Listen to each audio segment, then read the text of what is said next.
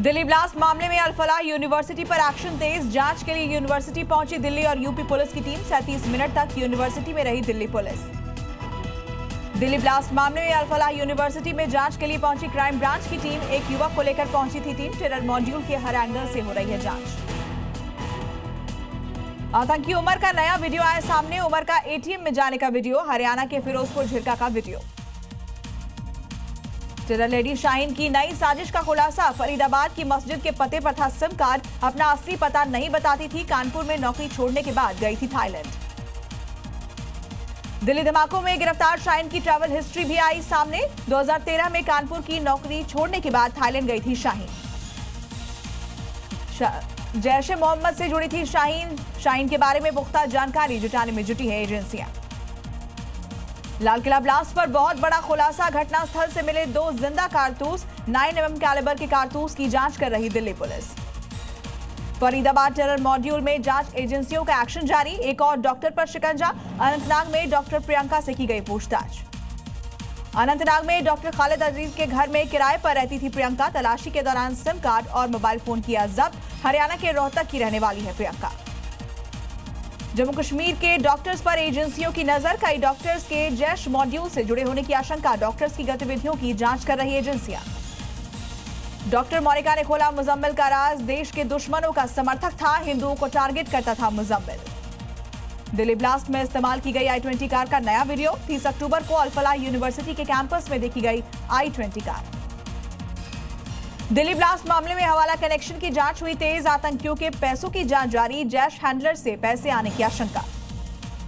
हवाला के जरिए 20 लाख रुपए आने के मिले सबूत। सूत्रों के मुताबिक फर्टिलाइजर खरीदने के लिए 3 लाख का खर्च। पैसे को लेकर उमर और शाहीन में हुआ था विवाद। दिल्ली ब्लास्ट में क्षतिग्रस्त गाड़ियों को पुलिस ने जब्त किया। 1 mini tempo, 2 auto, 3 e rickshaw, 4 motorcycle, 13 कारें जब्त की। दिल्ली धमाके की जांच को लेकर कश्मीर में ताबड़तोड़ एक्शन। शोपिया में कार डीलर, वर्कशॉप, फर्टिलाइजर और केमिकल आउटलेट पर छापेमारी।